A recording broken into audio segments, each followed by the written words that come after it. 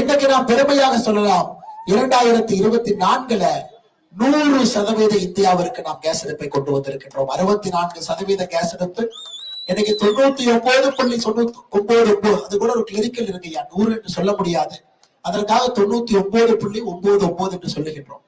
எல்லோருக்கும் கேஸ் அடுப்பு.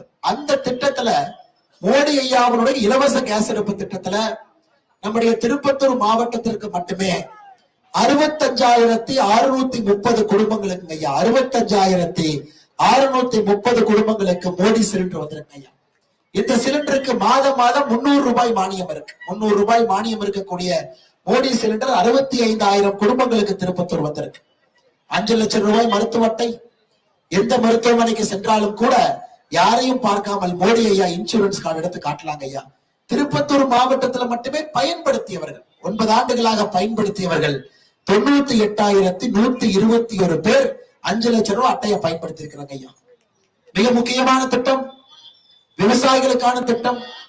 விவசாயிகளுக்கு கௌரவம் கொடுக்க வேண்டும் என்பதற்காக பிரதமர் அவர்கள் கொண்டு வந்திருக்கக்கூடிய விவசாயிகளுக்கான கௌரவ நிதி ஐயா. இந்த 9 ஆண்டுகள்ல யாராவது 6,000 ரூபாய் வருதுங்களாங்க அக்கௌண்ட்டுக்கு யாராச்சும் கை தூக்க முடியுங்களா? விவசாய பெருமக்கள் இங்க இருக்கிறேன், உங்களுடைய வங்கி கணக்குக்கு ஒரு வருடத்திற்கு 6,000 ரூபாய் நேரடியா வருதுங்க ஐயா. 3 தவணையில 2,000 2,000 2,000, வருஷத்துக்கு 6,000 ஐயா. உங்களுக்கு இது தெரிஞ்சிருக்கான்னு தெரியல, இதுவரை உங்களுடைய வங்கி கணக்குக்கு 15 தவணையில 2,000 வந்திருக்கு. அப்ப என்ன கணக்குங்க? 30,000 ரூபாய் 9 ஆண்டுகள்ல விவசாய கௌரவ நிதி உங்களுடைய வங்கி கணக்குக்கு மோடியை அனுப்பி வைத்திருக்கின்றார்கள். 30,000 ரூபாய். திருப்பத்தூர் மாவட்டத்தில் மட்டுமே பயன்பெறக்கூடிய விவசாய பெருமக்கள் 53,652 பேருங்க ஐயா. ஒருத்தர் 2 பேர் இல்ல, 100 200 இல்ல, 1000 2000 இல்லைங்க ஐயா.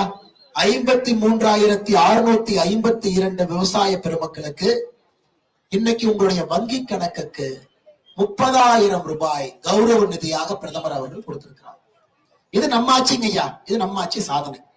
உங்களுக்கு தெரியும், தெரியாதவங்க யாருமே இங்க இல்லைங்க ஐயா. பேப்பர் படிக்கிறீங்க, டிவி பாக்குறீங்க, இருந்தும் உங்களை ஞாபகப்படுத்துவதற்காக இதெல்லாம் நான் சொல்லிட்டு இருக்கேன். இப்ப திமுக அரசுக்கு வரலாம். 31 மாதமாக திராவிட முன்னேற்ற கழகத்தினுடைய அரசை நீங்கள் பார்த்துக் கொண்டிருக்கிறேன்.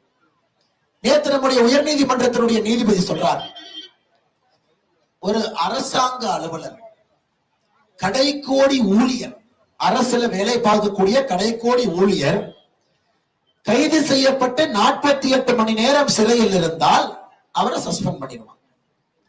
ஒரு அரசாங்க ஊழியர் 48 மணி நேரம் சிறையில் இருந்தால் அவர் ஆட்டோமேட்டிக் சஸ்பென்ஷன், உடனடியா தற்காலிக இடைநீக்கம்.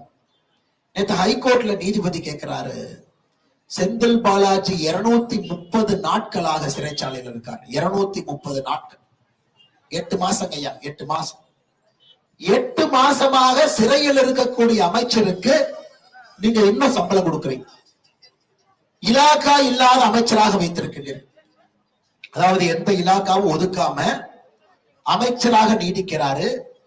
அமைச்சருக்கான எல்லா சலுகையும் கிடைக்குது. மாசம் அமைச்சருக்கு வரிப்பணத்திலே செல்லக்கூடிய சம்பளமும் போது எந்த விதத்திலே நியாயம் என்று சென்னை உயர் நீதிமன்றம் நேற்று கேள்வி கேட்டிருக்கிறார். இதாங்க அடிப்படை வித்தியாசம். தமிழகத்தை பொறுத்தவரை முதலமைச்சர் அமர்ந்திருக்கக்கூடிய நாற்காலி இருக்கக்கூடிய 4 காலுகளுங்க ஐயா. முதலமைச்சர் சேர், நாற்காலியிலே 4 கால், 1 கால் ஊழல். ஊழல் செய்துதான் திராவிட முன்னேற்ற கழகம் என்கின்ற கட்சி இன்னைக்கு ஆட்சியில் இருக்கு. அதனால்தான் 35 அமைச்சர்கள் 11 அமைச்சர்கள் மீது ஊழல் வழக்கு நீதிமன்றத்தில் நடந்து கொண்டிருக்கிறது. நீதிமன்றத்தில் ஊழல் வழக்கு நடக்குதுங்க. ஏதோ அண்ணாமலை குற்றச்சாட்டு வைத்தான், பாரதிய ஜனதா கட்சி குற்றச்சாட்டு வச்சுச்சு, நரேந்திரனை குற்றச்சாட்டு வச்சார் இல்லைங்க ஐயா. 11 அமைச்சர்கள் மீது ஊழல் வழக்கு நீதிமன்றத்திலே நடந்து கொண்டிருக்கிறது. அதுல ஒரு வழக்கு தான் பொன்முடி அவர்களுக்கு வந்து தீர்ப்பு. அவர்களுக்கு தீர்ப்பு வந்து எம்எல்ஏ பதவியும் மந்திரி பதவியும் பறிவாரு. 11 அமைச்சர்கள். இந்தியாவில எங்கேயுமே எந்த மாநில அரசிலும் 33% அமைச்சர்கள் ஊழல் வழக்கிலே நீதிமன்றத்துல கேஸ் நடக்கிற அநியாயம் எங்க இல்லைங்க ஐயா, இங்க மட்டும்தாங்க ஐயா. ஒரு அமைச்சர் புலால் சிறையில, ஒரு அமைச்சர் புலால் சிறைக்கு செல்வதற்கு தயாராக இருக்கின்றார். எங்கே பார்த்தாலும் கூட லஞ்சம், எல்லா இடத்திலையும் லஞ்சம் ஐயா. அதனால்தான் 1 கால் முதலமைச்சருடைய நாற்காலி, 1 கால் என்பது லஞ்சம் ஐயா. இன்னொரு கால் ஜாதி அரசியல். தமிழகத்துல ஜாதியை வச்சுதான் அரசியலே பண்றாங்க. பெரும்பான்மை சமுதாயம் சீட்டை கொடு, இரண்டாவது சமுதாயத்தை சுயேட்சையா போடு, ஓட்ட பிரிப்பார். இந்த சமுதாய காலில் போய் எலெக்ஷன்ல விழுவு, இந்த சமுதாயத்திற்கு ஒரு மணிமண்டபத்தை கட்டுக்கொடு, இந்த சமுதாய தலைவருக்கு ஒரு மாலையை போடு, அந்த சமுதாய தலைவரை பத்தி உயர்த்தி பேசு. இதை தவிர தமிழ்நாட்டுல வேற ஏதாச்சும் அரசியல் நடக்குதுங்களாங்க ஐயா? இதை தவிர தமிழகத்துல எந்த அரசியல் நடக்குது? அதாவது அற்புதமான தலைவர்கள் எல்லாம், தேசிய தலைவர்கள் எல்லாம் தமிழகத்திலே ஜாதி தலைவர்களாக மாத்தி வச்சிருக்கிறோம். இன்னைக்கு நீங்க போய் தென் தமிழகத்திலே அற்புதமான தலைவர்கள் நிறைய பேர் இருக்காங்க. அவருடைய குரு பூஜைக்கு மாலை போடலான்னு போனீங்கன்னா 30,000 போலீஸ் போட்டிருப்பாங்க, பந்தோபஸ்து 30,000 போலீஸ். நமக்கே ஏதோ இந்தியா பாகிஸ்தான் பார்டருக்கு வந்த மாதிரி இருக்கும். ராமநாதபுரம் அந்த மாவட்ட பக்கம் போயிட்டீங்கன்னா தேசியத்திற்காக பாடுபட்ட தலைவர்களை ஜாதி என்கின்ற முத்திரையில் அடைத்தது திராவிட முன்னேற்ற கழகம் கட்சிதான். 1949க்கு பிறகுதான் ஒரு தலைவனுக்குமே சாதி என்கின்ற அடையாளம் தமிழகத்திலே குத்தப்பட்டுச்சு. அதை இன்னைக்கு அரசியல்ல கொண்டு வந்து பஞ்சாயத்து தேர்தல் வரை கொண்டு வந்து வார்டு தேர்தல் வரைக்கும் ஜாதியை கொண்டு வந்து திராவிட முன்னேற்ற கழகத்தினுடைய சாதனை.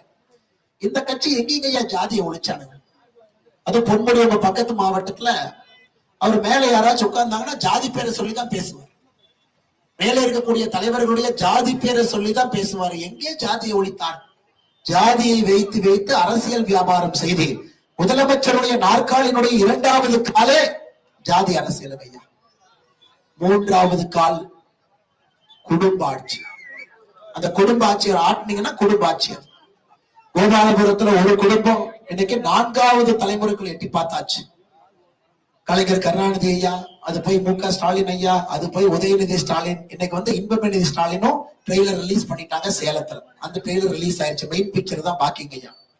எனக்கு கோபாலபுர குடும்பத்தினுடைய 4வது தலைமுறையை நோக்கி ஒரு பக்கம் போகுது.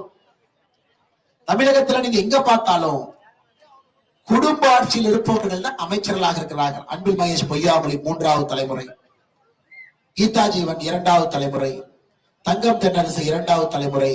எம்பிக்கெல்லாம் எடுத்துக்கங்க, உங்க பக்கத்து எம்பி எடுத்துக்கலாம். துரைமுருகன் பையன் எம்பி, பொன்முடி அவர் பையன் எம்பி, தங்கம் தென்னரசு அவங்க தங்கச்சி தென் சென்னை எம்பி, தயாநிதி மாறன் எம்பி, அவங்க அப்பா முரசொலி மாறன். வட சென்னை எம்பிக்கு போனீங்கன்னா ஆற்காட்டு வீராசாமியோட பையன் கலாநிதி வீராச்சன், சொல்லிட்டே போலாங்க ஐயா. அப்பா மந்திரியா இருந்தா பையன் எம்பியா இருப்பார். அப்படி மிஸ் ஆகி போச்சுன்னா மேயர் ஆக்கிடுவாங்க. இது புதுசைலன்னா மேயர், குடும்பத்துல மேயரும் கொடுத்து. சமீபத்தில் அந்த பாத யாத்திரை ஒரு தொகுதிக்கு போயிருந்தாங்க ஐயா. அமைச்சருடைய மச்சா உள்ளாட்சி பிரதிநிதி, அமைச்சருடைய மனைவி உள்ளாட்சி பிரதிநிதி, அமைச்சருடைய மகன் உள்ளாட்சி பிரதிநிதி. இன்னைக்கு உள்ளாட்சி பிரதிநிதிகள் வரைக்கும் குடும்ப ஆட்சியை கொண்டு வந்து வைத்திருக்கிறார். 3வது கால் குடும்ப அரசியலுங்க ஐயா. 4வது கால் அடாவடித்தனம். அதுக்கு உங்க எம்எல்ஏவே ஒரு அற்புதமான சாட்சி. இந்த தொகுதியோட எம்எல்ஏ யார் இருக்கிறாங்களோ அவரே ஒரு அற்புதமான சாட்சி. ஒரு காலத்துல இங்க ஐயா எம்எல்ஏக்கள் எல்லாம் மக்களுக்கு சேவை பண்ணி எம்எல்ஏவா வருவாங்க. ஆனா கள்ளச்சாராயம் காய்ச்சினவன் எல்லாம் கல்வி தந்து, அது குறிப்பாக ஜோலார்பேட்டை. ஒரு காலத்துல பாருங்க, மக்களுக்கு பணி செய்து அற வாழ்க்கை வாழ்ந்து காந்திய பூரா வாழ்ந்தவங்க தான் முதல் 20 வருஷம் எம்எல்ஏக்கள் எம்பிக்களா இருந்தா. இன்னைக்கு சாராயம் காய்ச்சறவன் எல்லாம் எம்எல்ஏ. என்னன்னு கண்டினியூஸா அடாவடித்தனம், நேஷனல் ஹைவே கான்ட்ராக்டர்ல போய் ஒருத்தனை உதைக்கிறது, மிரட்டுறது, திரும்ப திரும்ப குடும்பத்தை வச்சு அவங்களே ஜோலார்பேட்டையில் இருக்கிற எல்லா கான்ட்ராக்டையும் எடுக்கிறது. உங்க எம்எல்ஏவுடைய சரித்திரத்தை கொஞ்சம் புரட்டி பார்த்தீங்கன்னா ஒரு புத்தகமே எழுதலாம் ஐயா. இன்னைக்கு இந்த 4 கால்களையும் உடைக்க வேண்டிய கடமை நமக்கு இருக்குங்க. குடும்பாட்சியை உடைக்கணும், லஞ்சத்தை உடைக்கணும், ஜாதி அரசியலை உடைக்கணும், அடாவடித்தனமான அரசியலை உடைக்கணும். இந்த 4ஐயும் உடைத்தால் மட்டும்தான் தமிழகம், குறிப்பாக ஜோலார்பேட்டை வளர்ச்சி பாதைக்கு போகும் ஐயா. நமக்கு ஒரு அற்புதமான வாய்ப்பு இருக்கு. அது சொல்லுவாங்க இல்லைங்க ஐயா, ஒரு பட்டம் நம்புனா 4 மாங்காய் அடிக்கும்னு. இன்னைக்கு 2024 பாராளுமன்ற தேர்தல்ல மோடி என்கின்ற ஒரு மனிதனுக்கு ஒரு பட்டம் நம்புனா இந்த 4ஐயும் நம்ம காலி பண்ணிடலாங்க. மோடிக்கு 2024 பாராளுமன்ற தேர்தலில் நீங்கள் அளிக்கக்கூடிய ஒரு ஓட்டு மூலமாக குடும்பாட்சி காலி, அடாவடித்தனம் காலி, லஞ்ச லாவண்யம் காலி, ஜாதி அரசியல் காலி. 4ஐயும் காலி பண்ணக்கூடிய சக்தி உங்களுடைய ஒரு ஓட்டுக்கு 2024 பாராளுமன்ற தேர்தல்ல உங்களுடைய ஒரு ஓட்டுக்கு அந்த பவர் இருக்கிறது சகோதர சகோதரிகளே. நிச்சயமாக நீங்கள் அதை செய்ய வேண்டும் என்கின்ற ஒரு பெரிய வேண்டுகோளை உங்கள் முன்னால் வைக்கின்றேன்.